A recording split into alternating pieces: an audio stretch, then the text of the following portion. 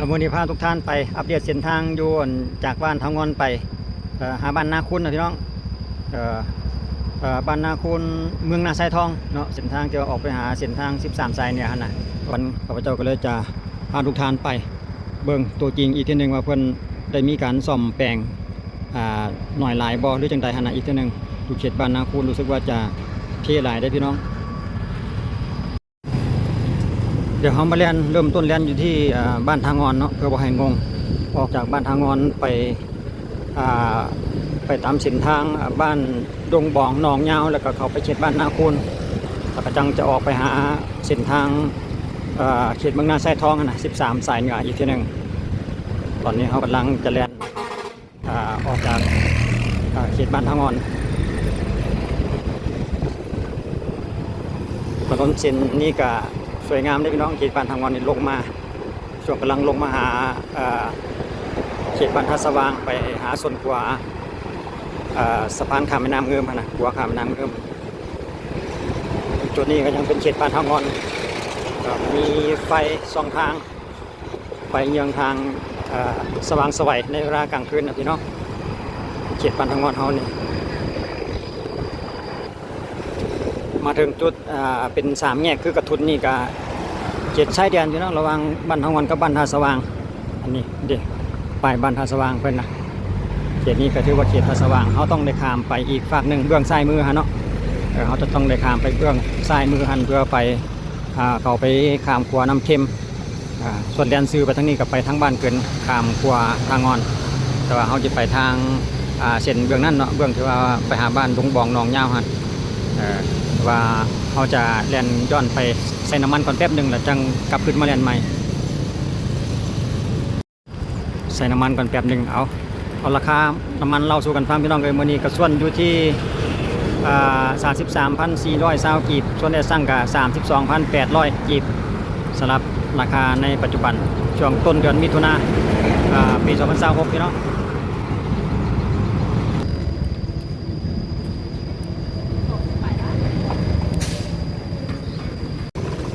ออกจากบ้านทางงอนจุดนี้เนี่ยก็จะข้ามขัวน้ำเค็มก่อนเนาะอันดับแรกเบิ่งเส้นทางในปัจจุบันก่อนพี่น้องเลย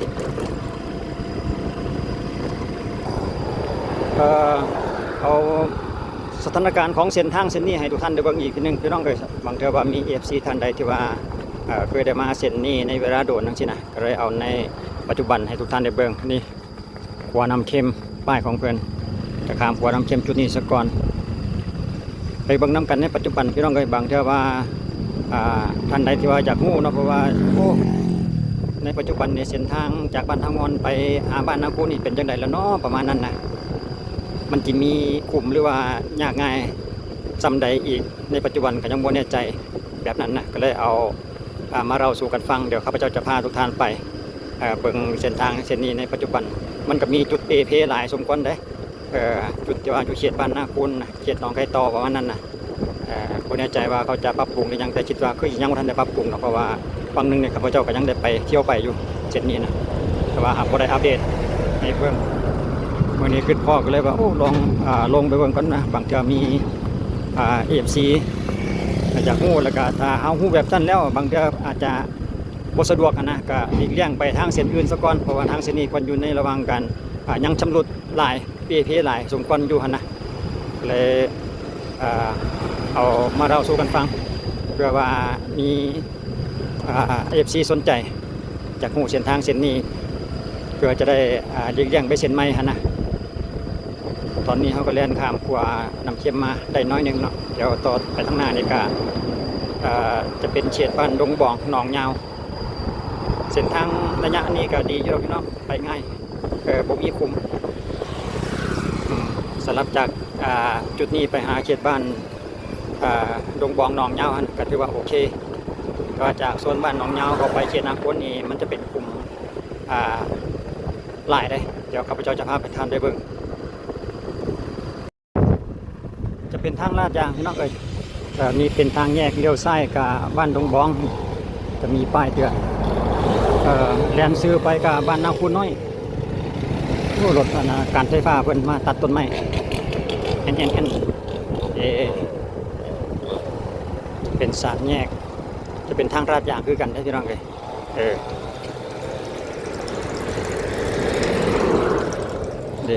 เดี๋ยวซ้ายไปทางนี้ก็ไปวัดดงเพิงแล้วก็ไปบ้านดงบองยาวหรือว่าแล่นซื้อเข้าไปก็จะไปหาเส้นทางเขตบ้านห้วยเตยได้คือกันเนาะเส้นทางเห็นเมื่อกี้นี่เราจะแล่นซื้อไปเขตบ้านนาคูนอยู่ในช่วงนี้เส้นทางของเพิ่นก็ยังงามอยู่ได้พี่น้องทางลาดยางหลายปีแล้วแหละจนจำบ่ได้ละจักปีผ่านมาระบุ เส้นทางเส้นนี้ต่อไปก็จะแล่นเรียบไปตามหนองยาวเขตบ้านหนองยาวเดี๋ยวเขาจะเรียนไปเรื่อยๆจนไปเบิ่งจุดอยู่เขตใกล้ๆบ้านนาคูน้อยอีกทีหนึ่งส่วนจุดที่ว่ามันเป็นคุมมันนะตัวมันเป้เพ่เนี่ยจะได้FCจะได้หัวเป้เพ่หลายสำหรับเป็นตะมาบ่เป็นตะเที่ยวบ่ประมาณนั้นนะถ้าว่ามีรถนักรถบรรทุกนี่ก็ไปไว้บ่ได้แล้วไปต้องไปข้านไปคอยไปเพราะฉะนั้นก็คอยไปซ่าสิได้เพราะคุมแห้งคุมหลายจุดนี้เพิ่นก็มีตลาดหน่อยหนึ่งเลยพี่น้องดิตลาดน้ำเงิมทองเจริญตลาดโบใหญ่ตลาดน้อยส่วนหลายก็จะเป็นแบบตลาดเครื่องแห้งนะจะบ่มีตลาดของสดวัฒนไฟบ่มีเครื่องสดมีแต่เครื่องแห้งส่วนหลายพอมาถึงจุดนี้ก็จะเริ่มเย็นแล้วจะเริ่มเป็นคุมเป็นช่วงไปแดดประมาณนี้เนาะจุดนี้ต้นไม้ก็จะมีแต่แบบนี้แหละพี่น้องเส้นทางเส้นนี้เป็นชายแดนระหว่างเมืองไซธานีไปหาเมืองนาไซทองนะเส้นทางชายแดนรถพ่วงจะหลายแบบนี้แหละรถบรรทุกรถพ่วงรถดำต่างๆเขาจะมาใช้เส้นทางเส้นนี้กัน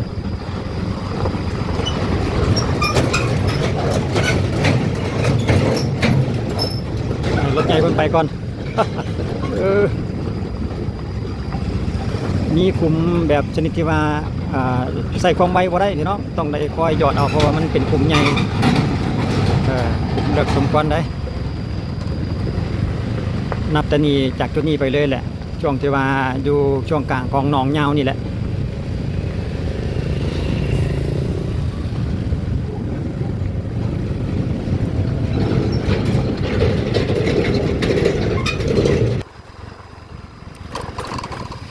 โอ้ท่อน้ำประปาแตก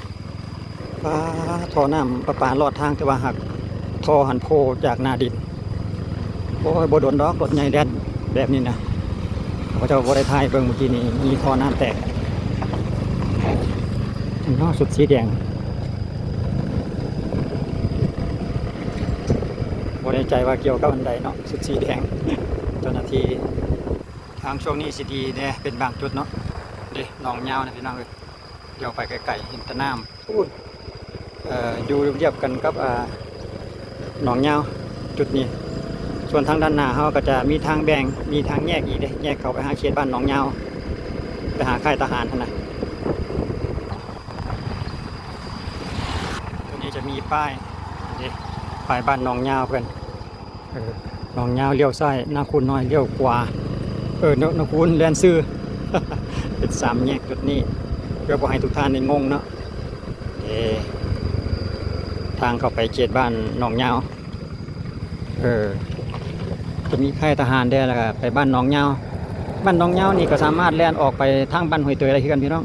แล่นซื้อไปเลยหนองยาวดงบองแล้วก็แล่นไปหาเส้นทางห้วยเตยไปโน่นแสงจันทร์พุ่นได้คือกันแต่ว่าเฮาสิแล่นซื้อไปเส้นนี้เพื่อไปเขตบ้านนาคูนน้อย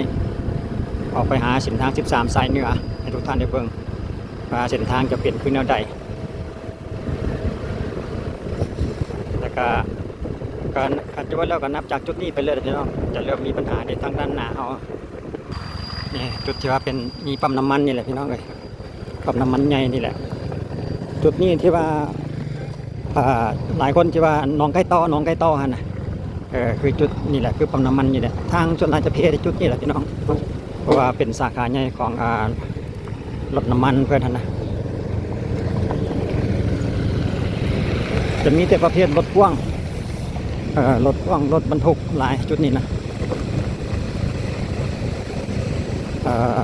นักสุดแม่นจากจุดนี้ไป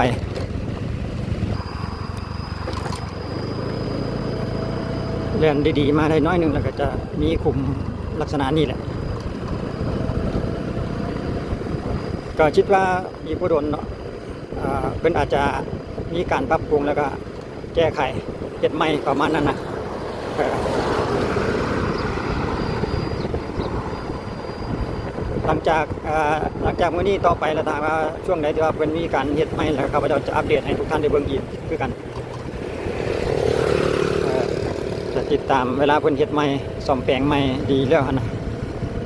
จะลงอัปเดตลงให้ทุกท่านได้ฮู้อีกทีนึงข้าพเจ้ากับมันไปมันมาอยู่เรื่อยสำหรับเส้นทางเส้นนี้นี่แหละจะอยู่ประมาณนี้แหละก็ถ้าเป็นรถใหญ่นี่ก็บ่มีทางเลือก บ่มีทางเลือกว่าซั่นต่อไปรถจักรนี่ก็ยังต้องได้แทรกไปแทรกมาได้ง่ายรถจักรนี่บ่น่าจะมีปัญหาเนาะแต่ว่าหากจิตใส่ความไวบ่ได้เท่านั้นก็ต้องได้ชะลอแล้วก็ลบคุมคือกันแต่ว่ารถใหญ่นี่ที่ว่าต้องได้คานค่อยๆไปแล้วเพราะว่าไปทางใดก็คือกันหั่นนะบ่มีบอนซิลีก็ต้องได้ลงคุมคือกันกันช่วงฝนตกแห้งอันน้ำขังเลยเด้เนี่ยกันฝนตกต่อเนื่องจุดนี้แหละถือว่านักก่อนที่จะฮอดทางรถไฟเขาก็อยู่ทางด้านหน้าเลียนรอดทางรถไฟลาวจีนนี่โอ้เป็นหนองเลยแหละบอกยังไงรถประเภทรถกระป๋องหรือรถเก่งนี่ต้องได้คอยสลับลงแล้วต้องได้เบี่ยงซ้ายเบี่ยงขวาก็ฉันอาจจะให้รถมีปัญหาได้นะ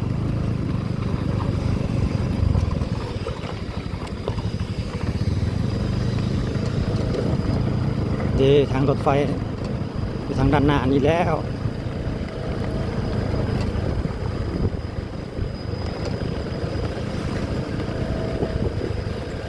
ความสูงบ่ให้เกิน5 เมตรเนาะ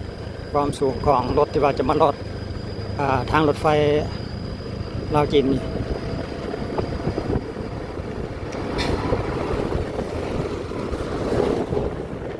รถเก่งก็เห็นเพิ่นมาอยู่เด้แต่ว่าต้องได้คานเอารถไฟมาอยู่ว่ะเบิ่งรถไฟก่อนแป๊บนึงรถไฟพี่น้องเฮามาวิดน้อยเดียวปึ๊บไปแล้วแล่นมาได้ยินเสียงดังคุกคักข้างหลังเดี๋ยวแวนเห็นพอดีก็เลยงอกเบิ่งแป๊บนึงหลังจากนี้ก็แต่ว่าถือว่าเขาเขตบ้านนาคูนแล้วเนาะสำหรับจุดนี้แต่ว่าเฮาก็จีแล่นเบี่ยงออกไปทางกำขวาเพื่อจะไปเบิ่งเส้นทางไปหาเส้น13สายเหนืออีกทีนึง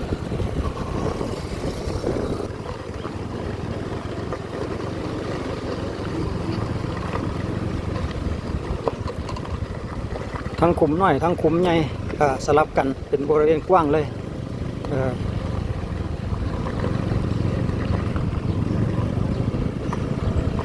ก็จะมีเป็นจุดพี่น้องจะเป็นเว้นไปเป็นระยะไปขุมกับอันท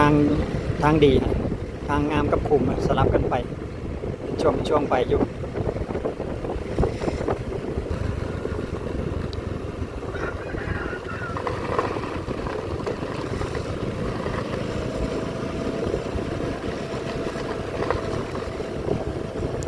ทางด้านหน้าเขาก็จะเป็นทางแยกแล้วเนาะเลี้ยนซื้อก็ไปเขตปานนาคูน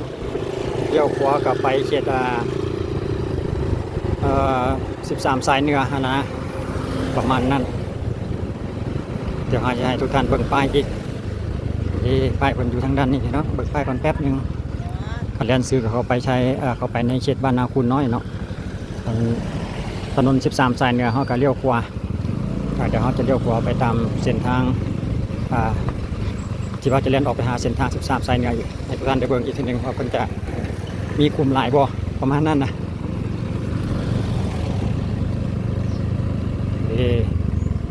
นี่เรียนซื้อเข้าไปจุดนั้นก็เป็นทางแดงที่น้องทางในหมู่บ้านเพิ่นกำลังเตรียมที่จะเฮ็ดทางลาดยางคือกันเนาะสลับเขตบ้านนาคูนเลี้ยวขวาไป13สายเหนือบ้านนี่ก่อนสิไปก็เจอคุมซะก่อนก็จะมีเป็นบางจุดคือกันในคิดว่าเนาะที่ว่ามันเพ่ๆหั่นน่ะจุดที่ว่าเป็นทางงามนี่ก็มีสำหรับจุดนี้ก็งามอยู่ได้เรียบอยู่เป็นทาง างราดยางเดิมพี่น้อง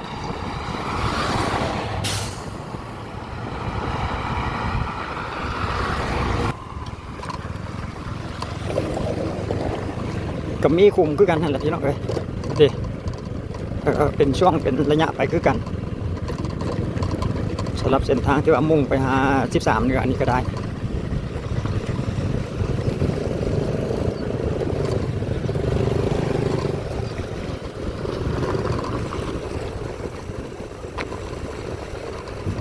เพราะว่าถนนเส้นนี้แหละทางเป็นรถเกี่ยวกับรถบรรทุกรถพ่วงหลาย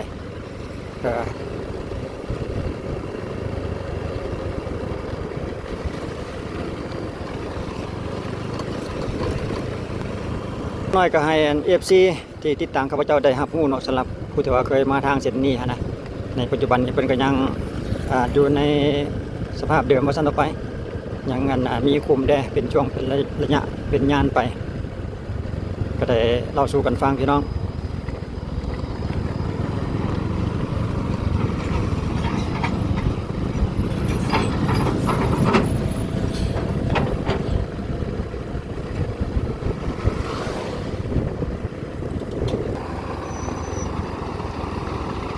ก็ดีอยู่ดอกพี่น้องก็คือบ่ให้รถอันนั้นมันเลียนไว้